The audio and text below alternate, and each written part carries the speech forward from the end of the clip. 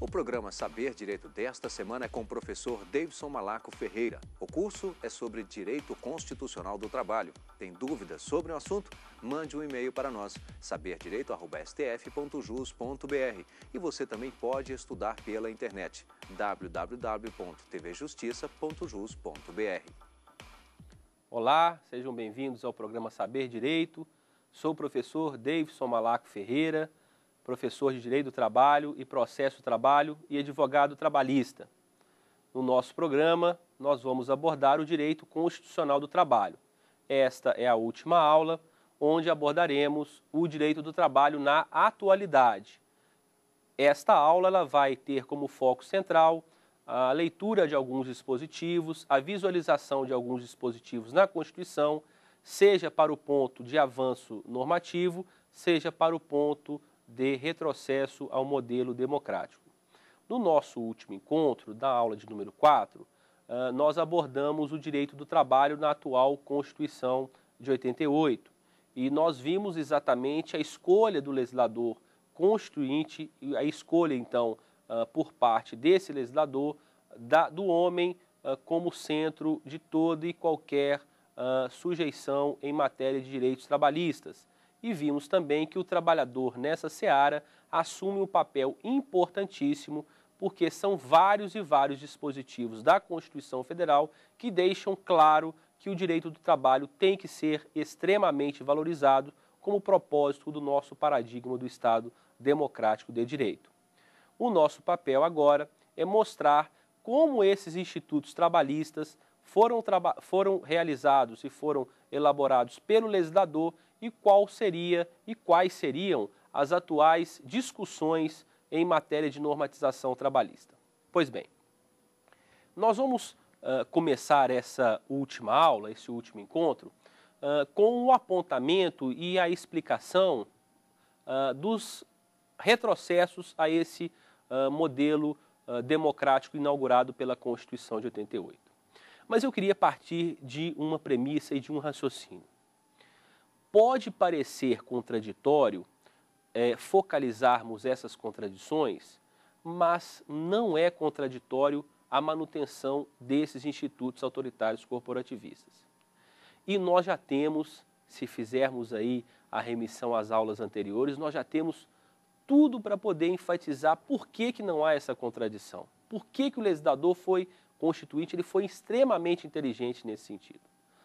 Porque se nós afastássemos por si só toda essa construção autoritária corporativista, que foi a base de construção do nosso direito do trabalho, nós poderíamos passar por uma pecha negativa, por uma atual negativação dos próprios direitos fundamentais.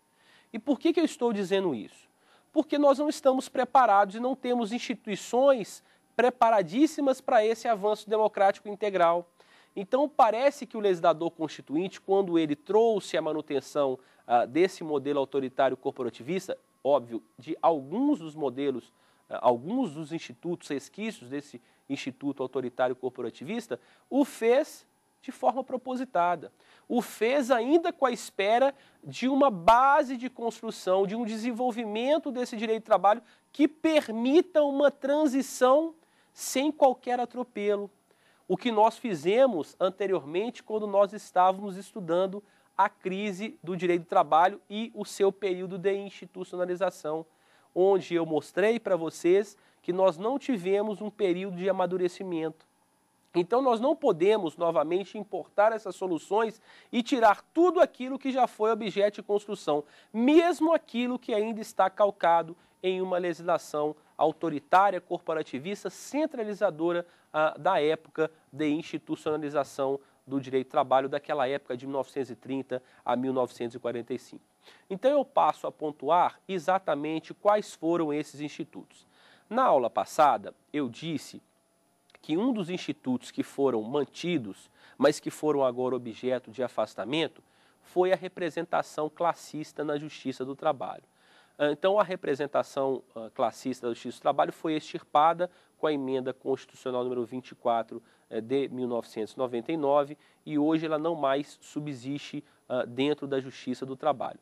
Os juízes classistas faziam um papel do órgão colegiado em primeira instância, que na verdade é até um pouco diferenciado do que a gente está acostumado a ver no sistema judiciário brasileiro, né? Nós estamos acostumados a ver o órgão de primeira instância como um órgão monocrático. E o órgão trabalhista era, até 1999, um órgão colegiado, né? Então nós tínhamos a figura do juiz togado e os representantes classistas, tanto de empregado quanto de empregador. A ideia do juiz classista é uma ideia, digamos, para sua estruturação, uma ideia nobre, que era o repasse da possibilidade de conciliação através dos juízes classistas, já que havia representação tanto patronal e havia também representação obreira nesse sentido. Então, me parece, apesar do objetivo ser nobre, não havia necessidade imperiosa de que os cofres públicos tivessem que arcar com o custo desses juízes que eram juízes leigos, né, eram apontados politicamente, escolhidos politicamente, não juízes de carreira, concursados, né, magistrados concursados, para que simplesmente se faça ali a conciliação na justiça do trabalho. Então, isso era tão forte, mas tão forte como instituto autoritário, que nem o legislador constituinte em 1988, ele conseguiu afastar esse instituto, que só foi afastado, então, como dito, pela emenda 24 de 99. Um outro instituto mantido pela Constituição, e esse ainda mantido pela Constituição, é o chamado poder normativo da Justiça do Trabalho, que é também, mais uma vez, um pouco diferente do que a gente está acostumado a ver com relação à construção de normas. Os nossos alunos sabem que a construção de normas é feita essencialmente pelo Poder Legislativo, pelo Congresso Nacional, pelas Assembleias Legislativas e pelas câmaras municipais. Essa é a função precípua deste órgão de poder. Atrelado a isso, nós temos também a possibilidade do Executivo, através das medidas provisórias, também propugnarem por propostas legiferantes, ou seja, por instrumentos normativos. E o Judiciário nós temos visto como o cumpridor da lei, ou seja, aquele que vai efetivar essa norma construída pelo Poder Legislativo, ora pelo Poder Executivo. Mas no caso trabalhista, nós temos a proposta do Poder Judiciário Trabalhista também construir verdadeiras normas jurídicas, ou seja, geral, abstrata, impessoal e obrigatória. De que maneira ele pode construir? Através das chamadas sentenças normativas. Para a gente entender um pouco mais essa sentença normativa, eu queria que vocês acompanhassem essa rápida cronologia que eu estabeleço aqui, esse raciocínio rápido com vocês. Imaginem um processo de negociação coletiva. O processo de negociação coletiva, ele está calcado na composição, na autocomposição entre as partes. Se há composição, há um acordo ou uma convenção coletiva de trabalho, que nós já sabemos as distinções dela. Mas pode não haver, pode não se subsistir, então, esse acordo ou essa convenção coletiva de trabalho. Pode não se chegar ao ponto de fazer a composição. E nesse caminho de frustração da tentativa negocial, surge a possibilidade do sindicato do trabalhador ou do sindicato patronal, dependendo do tipo, então, de dissídio, suscitar o que nós chamamos de dissídio coletivo do trabalho. Esse dissídio coletivo do trabalho, ele é julgado, processado e julgado pelos tribunais regionais ou pelo Tribunal Superior do Trabalho, havendo a distinção dependendo da amplitude do conflito da categoria. Porque se esse conflito estiver focado em um determinado Estado federado, em uma determinada organização que está envolta em um Estado federado, é o regional daquele Estado que vai, assim, processar e julgar aquele dissídio coletivo. Mas se o nível da categoria abrangido e o nível do conflito é um pouco mais ampliativo do que esse Estado federado, ou seja, ele acaba absorvendo 2 ou mais Estados federados, aí o dissídio tem que ser respondido, então tem que ser proposto, suscitado no Tribunal Superior do Trabalho. Quando o tribunal ele julga esse dissídio, ele vai proferir uma sentença normativa. O prazo da sentença normativa está estabelecido no artigo 868, parágrafo único da CLT. O prazo é de até no máximo 4 anos. Nós temos, então, o prazo máximo de validade, que será, obviamente, julgado, né, e determinado pelo tribunal, até no máximo 4 anos. Isto é o poder normativo da Justiça do Trabalho. Porque quando se profere uma sentença normativa, você está criando verdadeira norma jurídica aplicável no âmbito daquela categoria envolvida no conflito coletivo de interesses. Então, nesse sentido, me parece que eu passo para o Poder Judiciário aquilo que deveria ser realizado e enfatizado pelas próprias partes, pelos próprios sindicatos, seja de trabalhadores, seja de empregadores. É como diria Pôncio Pilatos, né? Os sindicatos lavam as mãos, me lavo aqui minhas mãos e deixo para o Poder Judiciário estabelecer qual seria o critério definidor e qual seria a norma jurídica aplicável no âmbito daquela categoria. Ora, primeiro, ponto negativo, você deixa para o Poder Judiciário o critério de confecção de norma, no mínimo estranho. Segundo, você tira da parte a responsabilidade de composição do conflito e a responsabilidade de dar aso e crédito àquilo que foi definido pela própria Constituição Federal como direito fundamental, o direito à negociação coletiva. Então, nesse sentido, não me parece sustentação verdadeiramente democrática manter o poder normativo da Justiça do Trabalho. Mas há notícias boas. O artigo 114, parágrafo 2º da Constituição da República de 88, ela é o foco central do poder normativo da Justiça do Trabalho. E esse artigo ele foi modificado pela Emenda 45 de 2004, incluindo nesse artigo 114, parágrafo 2º, a palavra comum acordo. Quando ela incluiu essa palavra comum acordo, o que ela quis enfatizar? Ela quis enfatizar que só será definido pelo Estado juiz, só será definido pelos tribunais, quando houver concordância das partes que o processo de negociação coletiva não pode ser realizado pela autocomposição. Mas para que haja essa concordância, porquanto, me parece, se aqui defendemos uma forma expressa ou uma forma tácita, um padrão de dificuldade enorme de se chegar o conflito ao judiciário. Porque uma das partes vai dizer, eu não concordo com a proposta da negociação coletiva ser resolvida através da sentença normativa, através do dissídio coletivo. E isso obrigaria as partes a necessariamente a estabelecer um caminho de diálogo frequente e duradouro durante esse processo de negociação coletiva. Então, ao invés de agora você passar a responsabilidade para os tribunais, você fica com a responsabilidade sociedade, fica com a responsabilidade sindicatos de realizar a proposta da negociação coletiva dos acordos e convenções coletivas. Então, me parece que a inserção dessa palavra como um acordo veio exatamente para dar mais aso, mais crédito ainda a uma proposta mais democrática de construção normativa, afastando mais um resquício desse poder autoritário corporativista do início do direito do trabalho brasileiro. Uma terceira marca de retrocesso, que poderia ser citada também, é o que nós chamamos de princípio da unicidade sindical. Olha, esse é um ponto muito polêmico, o chamado princípio da unicidade sindical.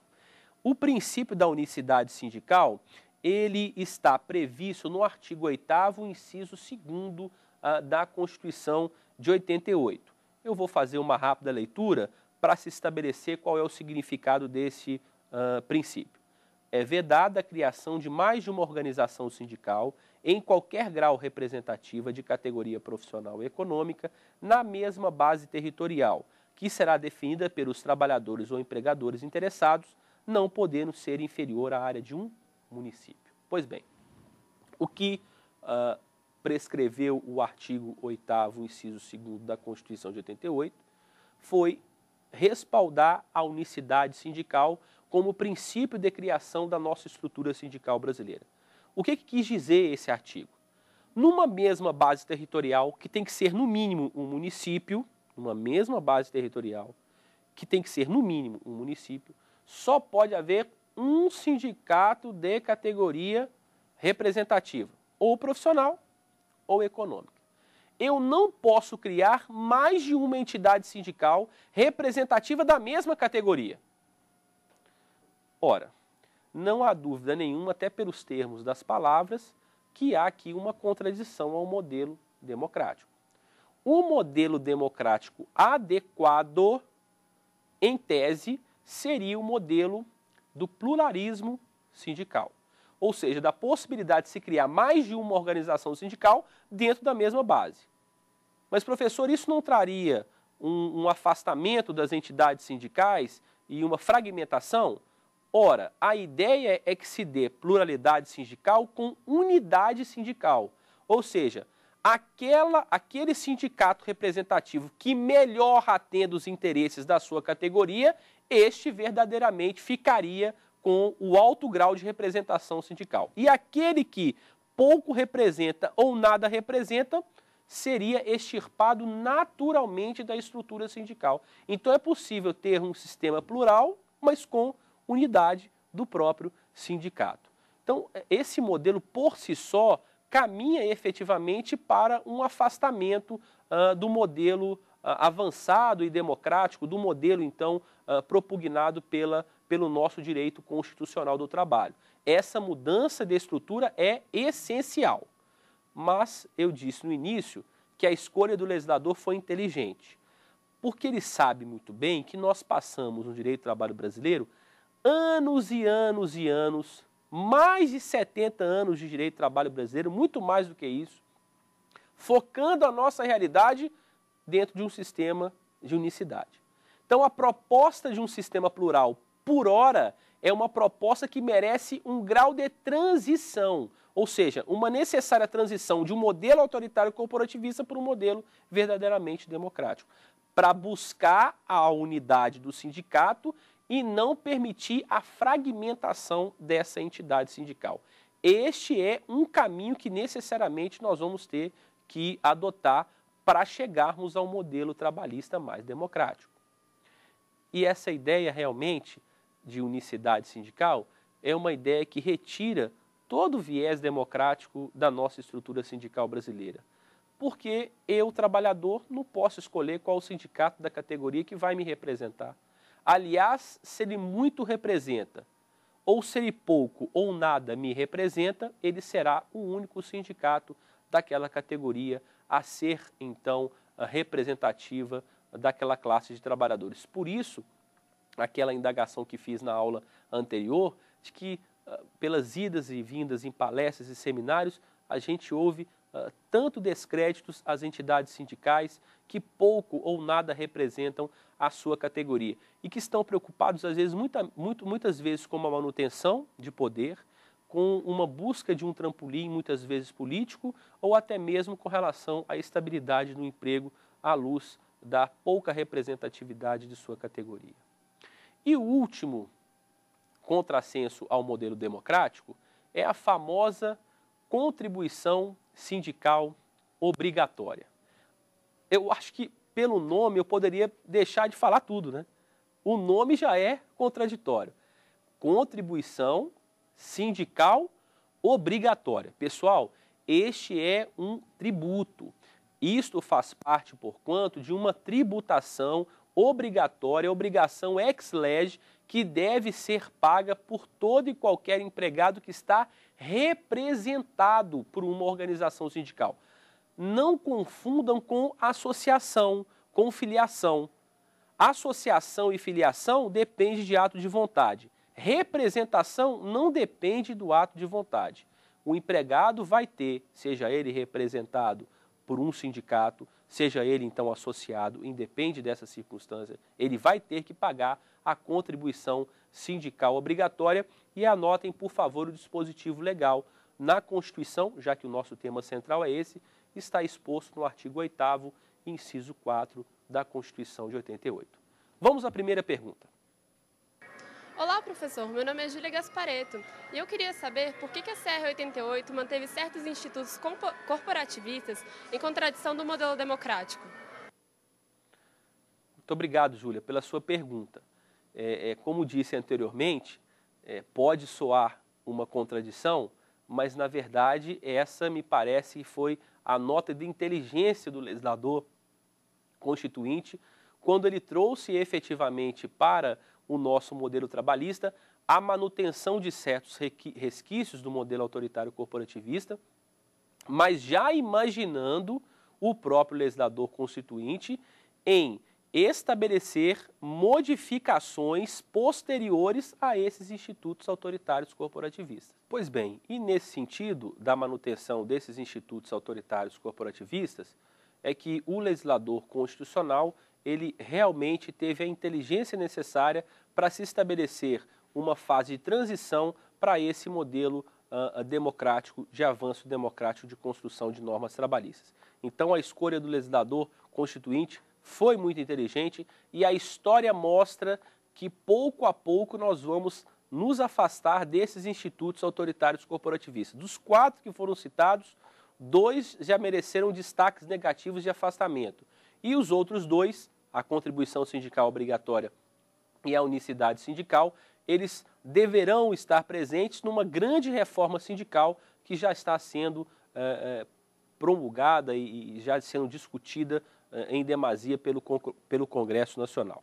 Pois bem, dentro dessa esteira de contradições, eu queria agora falar das notícias boas, né, do direito do trabalho.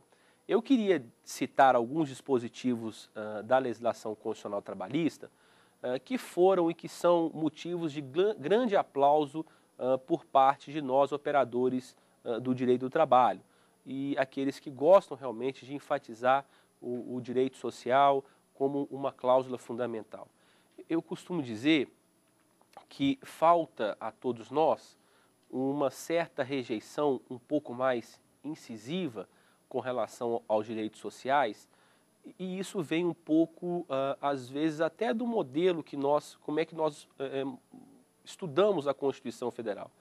Eu me lembro que os professores de direito constitucional enfatizavam por demais o artigo 5º da Constituição como cláusula pétrea, como direito e garantia individual. Então, não havia dúvida sobre a importância do artigo 5º. Mas quando chegava o artigo 6º até o artigo 11 da Constituição de 88, nós pulávamos, né?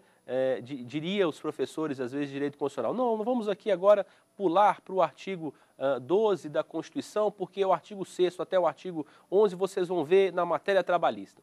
E eu acho que isso, de certo modo, mostra realmente uma falta de compromisso que nós temos com os direitos sociais e que, aos poucos, as instituições trabalhistas, como é o caso da Justiça do Trabalho, o Ministério do Trabalho, as próprias faculdades vêm enfatizando um pouco mais o direito do trabalho em suas grades curriculares, seminários, as discussões que são ampliativas na sociedade, elas me parecem traduzir hoje um novo mundo do trabalho, um novo direito do trabalho, um direito do trabalho mais atualizado e pronto para enfrentar os desafios do mundo capitalista.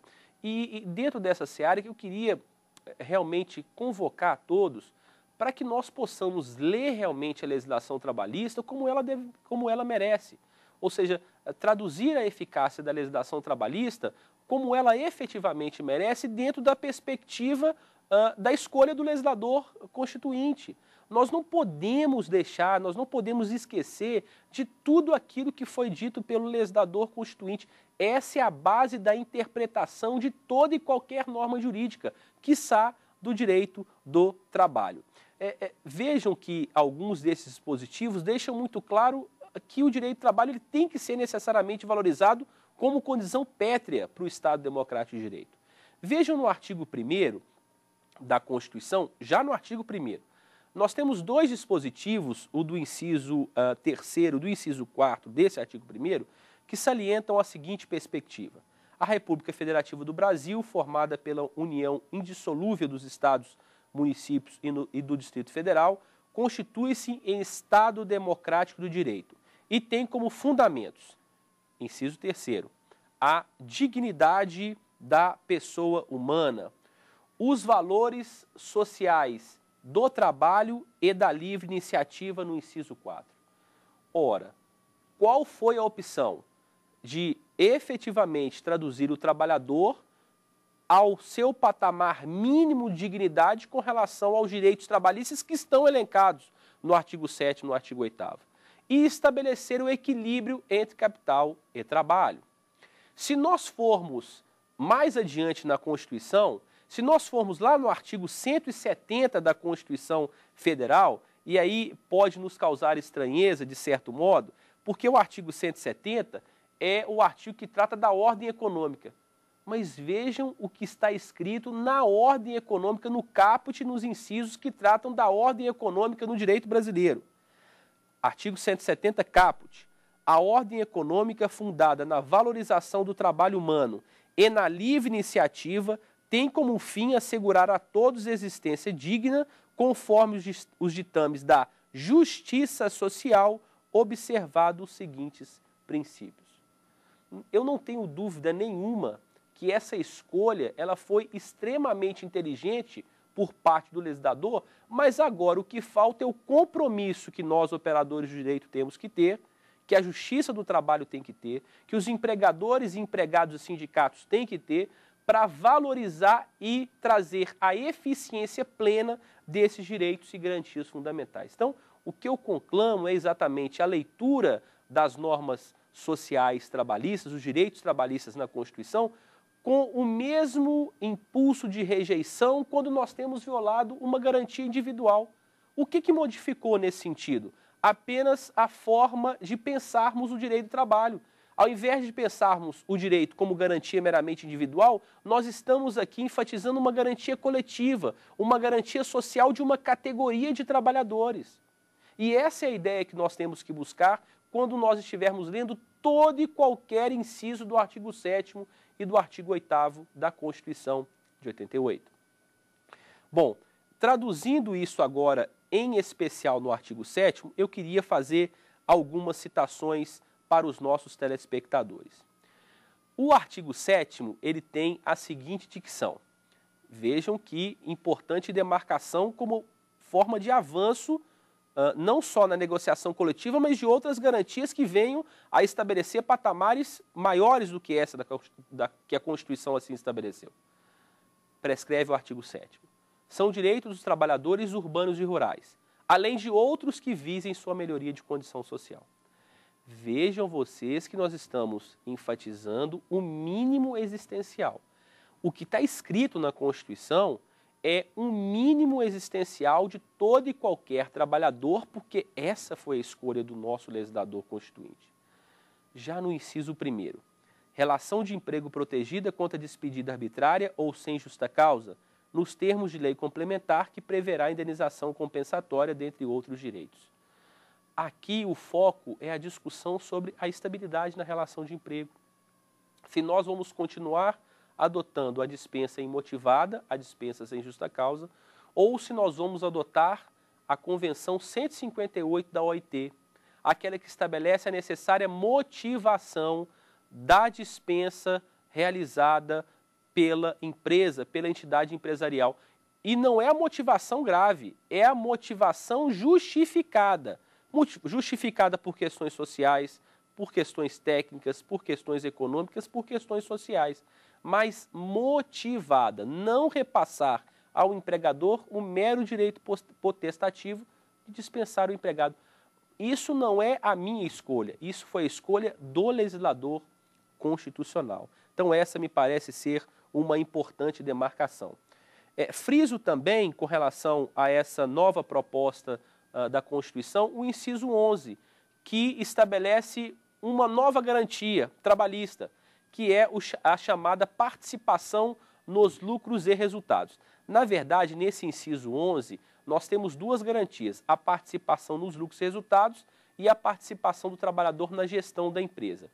Pessoal, só para deixar claro, a participação na gestão da empresa não existe regulamentação pertinente a esse tópico de prerrogativa de direito. Agora, a participação nos lucros e resultados, sem dúvida nenhuma, já existe regulamentação específica, né, na legislação trabalhista e nós já temos, então, a possibilidade de que a negociação coletiva possa estabelecer essa parcela que para mim é uma das parcelas de maior inteligência que nós podemos citar aqui na área trabalhista. Por quê? Ao mesmo tempo que ela cria uma possibilidade de ganho ao empregado, ela cria a necessidade que o empregado possa, em comunhão de esforços com o seu empregador, atingir a meta de crescimento daquele empregador. Ou seja, traduzindo em miúdos, é uma via de mão dupla, né? O empregador cresce através da sua meta, o empregado, através da sua prestação de serviços, atinge essa meta e tem como partilhado pedaço daquele lucro auferido pelo seu empregador. Quem vai determinar isso é o processo de negociação coletiva, mas sem dúvida nenhuma uma marca importante de avanço. Citei para vocês também o inciso 17, que trata das férias remuneradas com um acréscimo de 1/3. E essas férias remuneradas com um acréscimo de 1/3, elas seriam realmente mais uma marca importante de definição da legislação trabalhista. Outra marca de avanço, a do inciso 21 do artigo 7º. O inciso 21 é o famoso aviso prévio proporcional ao tempo de serviço. Há tempos esperávamos por essa regulamentação e que depois de muita, inclusive de muita insistência do Supremo Tribunal Federal através de mandados de injunção, foi definido pelo legislador do Congresso Nacional a possibilidade do aviso prévio proporcional ao tempo de serviço. Vejam como é que realmente nós trabalhamos numa das maiores injustiças sociais. O sujeito tinha 1 ano de serviço, tinha 30 dias de aviso prévio. O sujeito tinha 10 anos de serviço, tinha 30 dias de aviso prévio, que era o prazo, então, estabelecido para cumprimento do aviso e para o recebimento do aviso prévio. O que foi efetivado? O que está descrito na Constituição. O aviso prévio proporcional ao tempo de serviço. Como é que funciona hoje o aviso prévio para clarear aos nossos telespectadores? Ele é de, no mínimo, 30 dias e, no máximo, 90 dias. A cada ano trabalhado, eu vou acrescentar 3 dias de aviso prévio. Então, se eu tenho 1 ano, 33 dias. 2 anos, 36 dias. 3 anos, 39 dias. E assim sucessivamente, até complementar 90 dias, que é o prazo máximo de fixação do aviso prévio proporcional. Fazendo contas, né, faria jus a 90 dias o empregado que tem 20 anos de prestação de serviço. Mas, pelo menos a tempo, nós conseguimos configurar um padrão de justeza nessa relação do aviso prévio proporcional ao tempo de serviço. Então, mais um instituto trabalhista de grande avanço. Outro que eu não posso deixar também de citar é do inciso 22 da Constituição de 88. O inciso 22 da Constituição de 88 trata de um direito fundamental trabalhista. Nós, da área trabalhista, muitas vezes nos preocupamos com a pecúnia, né, com a remuneração e com o salário. Pessoal, e direito do trabalho é muito mais do que isso. Direito do trabalho é garantia à vida, à sobrevida, à integridade física e psíquica do trabalhador. E vejam que o inciso 22 abarca muito bem essa situação. Inciso 22 é a redução dos riscos inerentes ao trabalho por meio de normas de saúde, higiene e segurança ao trabalhador. Então não há dúvida que esse é um direito fundamental e que deve ser muito bem explorado pelo empregador e pelos empregados no sentido de sua efetividade. É do descumprimento dessas normas que nós temos vivenciado no Brasil um dos países em que mais se sofre acidente de trabalho. Por isso que eu disse que o tema é muito importante. O tema do direito constitucional do trabalho é um tema que traz a eficácia desses direitos fundamentais. E a falta de eficácia traduz exatamente no afastamento por parte desse garantismo de proteção desses direitos mínimos fundamentais. Então, por isso, essa nossa rejeição, muitas vezes, quando existe uma afronta a essa legislação trabalhista constitucionalmente garantida. Então, quando se deixa de recolher um FGTS, quando se deixa de pagar um 13º salário, está se afrontando uma norma trabalhista fundamental, um direito, uma cláusula pétrea, só que focalizada dentro de uma coletividade de trabalhadores e não como garantia meramente individual. E para finalizar essa marca de avanço em matéria de normatização, eu queria focar também 3 incisos da Constituição, os incisos 30, 31 e 32, que na verdade fazem parte do chamado princípio da não discriminação na relação de emprego. Ora, esse princípio é fundamental, seja para o afastamento da figura do assédio moral, seja para o afastamento de certas isonomias salariais que não são respeitadas por algumas empresas. Enfim, o princípio da não discriminação é fundamental para o desenvolvimento válido, desenvolvimento regular da relação de emprego. Então, eu fiz aqui um apanhado geral e resumido sobre as principais reformas que nós tivemos realmente da legislação trabalhista em matéria de avanços, de uma maneira um pouco mais focalizada, mas eu não gostaria de deixar de destacar que esse avanço ele só é realmente integral quando ele for pleno em todos os seus incisos, quando ele for eficiente em todos os seus incisos. Vamos chamar mais uma pergunta aqui na tela. Oi, professor, meu nome é Felipe Lima. Eu tenho uma dúvida. Quais são as fontes formais do direito constitucional do trabalho? Muito obrigado, Felipe, pela sua pergunta. É uma pergunta importante porque tem a ver com a nossa estrutura atual do direito constitucional do trabalho. Nós transitamos, de certo modo, sobre essas fontes formais, sobre o direito estatalmente legislado. Então, a fonte formal principal continua sendo o artigo 7º e o artigo 8º da Constituição de 88. Então, eu quero conhecer, professor, a principal fonte constitucional trabalhista. Então, nós vamos ler de maneira pormenorizada os 34 incisos, né, do artigo 7º e os 8 incisos do artigo 8º da Constituição. Atrelado a isso, nós lemos aí o artigo 1º da República Federativa do Brasil, lemos aí também o artigo 170, o próprio preâmbulo da Constituição Federal, quando se fala em sociedade pluralista. Então, essas são as principais fontes formais do direito constitucional do trabalho. Mas, Felipe, não vamos esquecer disso. O caminho continua sendo uma outra fonte formal que também foi tida como norma fundamental: a negociação coletiva. A negociação coletiva é, sem dúvida alguma, o grande caminho que nós devemos seguir para construir um direito do trabalho verdadeiramente democrático. Só que o panorama para chegarmos a esse ponto é, primeiro, afastar esses institutos autoritário-corporativistas, criar uma fase de transição, então, uma fase de transição positiva para essa democracia trabalhista e enfatizar a eficácia e punir com veemência o descompromisso com esses direitos fundamentais trabalhistas.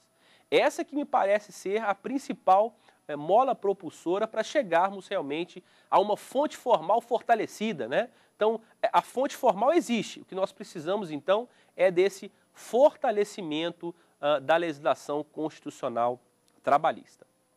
Bom, com relação ao direito do trabalho na atualidade, eu queria deixar claro para o nosso telespectador que são vários os institutos trabalhistas que poderiam ser aqui focalizados. Mas eu queria focalizar essa nossa última aula em um instituto trabalhista que me parece por demais importante e que tem a ver com o nosso tema da atualidade e que tem a ver com o direito constitucional do trabalho.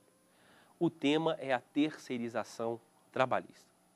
Eu separei essa última parte dessa nossa última aula também para falar um pouco sobre terceirização trabalhista, porque ela está dentro do viés de transição do direito do trabalho, dentro de uma nova forma de prestação de serviços e dentro de um viés também de flexibilização trabalhista. Eu mostrei para vocês que a Constituição de 88, ela adotou a flexibilização em diversos incisos. Repetindo, né? O artigo 7º, inciso 6º, com relação à redução salarial por negociação coletiva. O inciso 13, também do mesmo artigo 7º, com relação à possibilidade de compensação de horários, o famoso banco de horas, tão malquisto e mal visto pela doutrina tradicional trabalhista, mas uma forma de flexibilização. E também a própria jornada de trabalho elastecida para os chamados turnos ininterruptos de revezamento. Dentro desse critério ainda de flexibilização, mas apenas como uma marca para enfatizar ainda mais um pouco do lado negativo da legislação trabalhista, a prescrição trabalhista, né? A prescrição trabalhista não pode ser esquecida em hipótese nenhuma. A prescrição trabalhista está configurada no artigo 7º, inciso 29 da Constituição de 88, e ela estabelece o prazo de prescrição quinquenal, ou seja, 5 anos, que podem ser, então, vindicados em juízo, respeitado o limite de 2 anos após a extinção do contrato de trabalho. Em suma, né, se o empregado tem 10 anos de prestação de serviço e teve 10 anos de afronta a direito, se ele ajuizar logo após a extinção do contrato de trabalho, 5 últimos anos poderão ser objeto de recuperação através da via judicial. Isso, de certo modo, traz um descompasso para a eficácia e para a eficiência desses direitos fundamentais trabalhistas.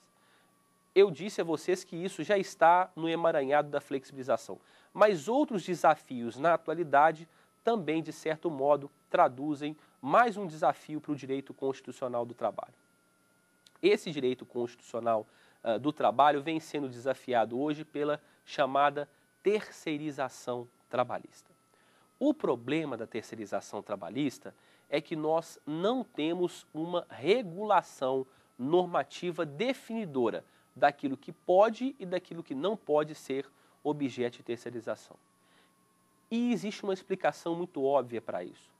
A terceirização trabalhista, ela de certo modo criou, e que é um fenômeno econômico, social e até mesmo político da década de 70, né, 1970, século XX, ela criou realmente uma ideia de afastamento de certas tradições trabalhistas.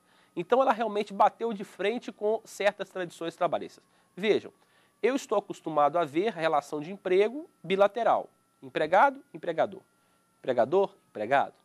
Mas na terceirização, o próprio nome já diz, eu estou incluindo um terceiro na minha relação jurídica. E agora eu crio novas formas de relação jurídica. Uma relação entre o tomador de serviços e a empresa terceirizante, uma relação entre o trabalhador e a própria empresa terceirizante, uma relação entre o empregado e o próprio tomador de serviços, a empresa terceirizada, aquela que se beneficia do trabalho humano, ou seja, há uma relação completamente distinta daquela que estávamos acostumados a ver.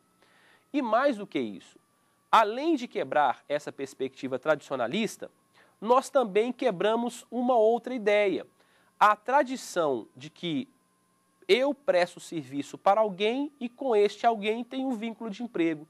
Com a terceirização nós quebramos, dissociamos essa relação. Porque eu vou prestar serviços para alguém, mas com ele não terei o vínculo de emprego, já que o vínculo de emprego estaria com a empresa intermediadora de mão de obra. Então não há dúvida que esse é um grande desafio na atualidade.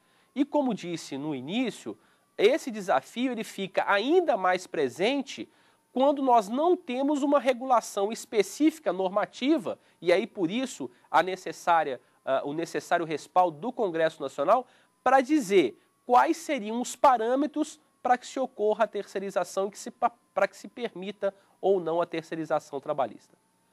Mas, professor, o que nós temos hoje, então, a respeito da terceirização? Uma súmula do TST, uma súmula que é a de número 331 do Tribunal Superior do Trabalho. E essa súmula, ela já foi objeto de várias e várias modificações. Quer dizer, é uma súmula que está em constante movimentação e em constante desenvolvimento. O que é bom e ruim.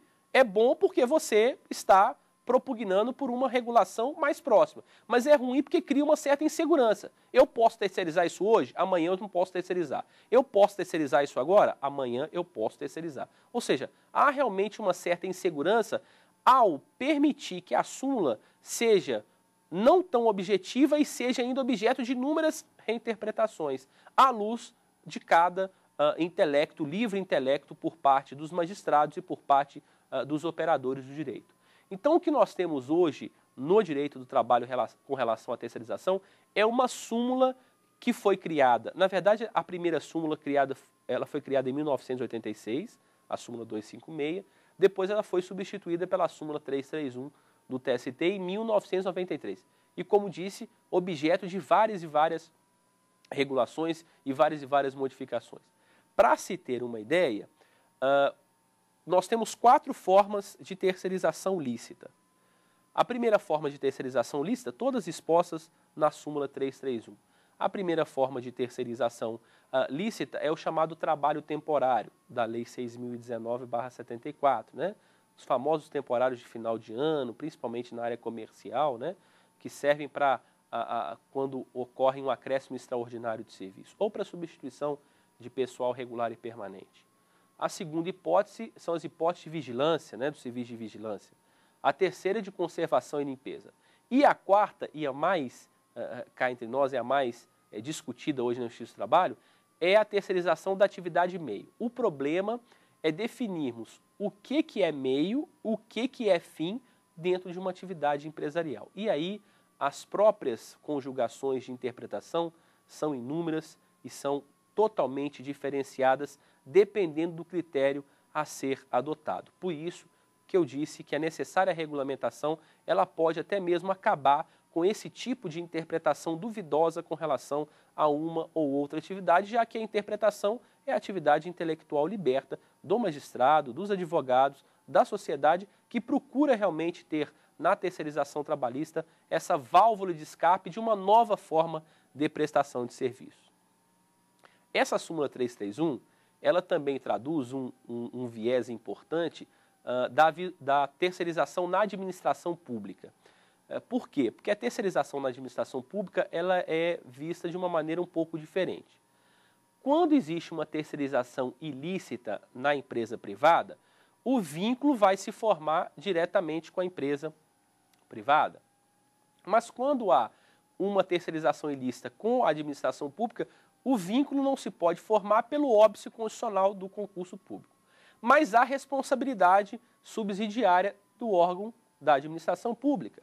E de que forma hoje isso foi respaldado pela súmula 331?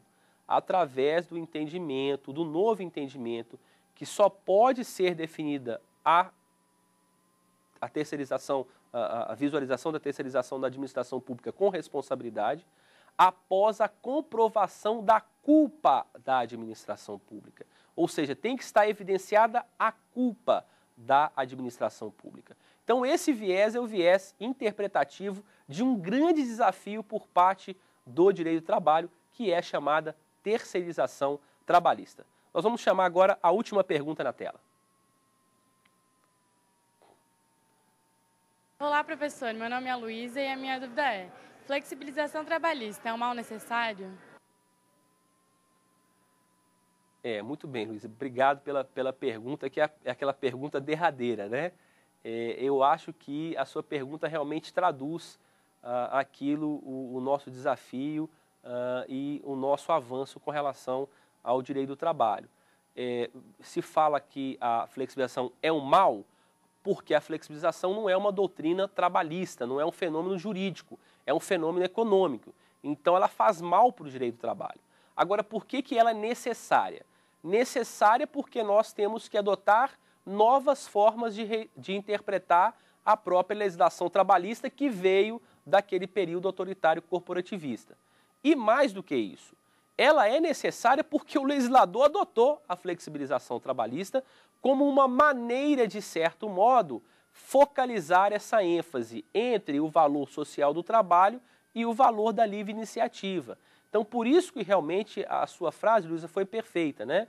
Ou seja, a flexibilização é um mal porque ela acaba sendo contrária ao regime de proteção, mas ela acaba sendo necessária de todo modo e de toda feita porque ela acabou sendo adotada pelo próprio legislador constitucional. Então, eu não posso aqui demarcar a flexibilização com pecha negativa em absoluto, porque ela foi a própria escolha do próprio legislador constituinte. E eu acho que nessa perspectiva nós terminamos esse nosso encontro focalizando tudo aquilo que foi dito do direito do trabalho na atualidade. São vários e vários assuntos a serem destacados: a pejotização, a contratação de pessoa jurídica como forma de ludibriar a prestação de serviço, o teletrabalho, que é uma nova forma também de prestação de serviços. Enfim, são vários e vários assuntos que realmente desafiam o nosso legislador constituinte, desafiam o operador do direito do trabalho, desafiam a nossa sociedade, desafiam vocês, estudantes, porque vocês certamente serão aqueles próximos que terão a responsabilidade de destacar em sua atividade intelectual os caminhos que o direito do trabalho tem que seguir e tem que percorrer para que haja, principalmente, uma releitura do princípio da proteção, uma releitura das normas trabalhistas da atualidade, mas sem perder o foco essencial do direito do trabalho, que é a proteção à parte hipossuficiente. E lembrando a todos os empregadores de que o direito do trabalho fortalecido é um direito do trabalho que fortalece o próprio sistema capitalista. Agradeço a todos e fica aí o meu registro e a minha manifestação de muita honra de ter participado do Saber Direito. Muito obrigado. Tem dúvidas sobre o assunto? Mande um e-mail para nós, saberdireito@stf.jus.br. E você também pode estudar pela internet, www.tvjustiça.jus.br.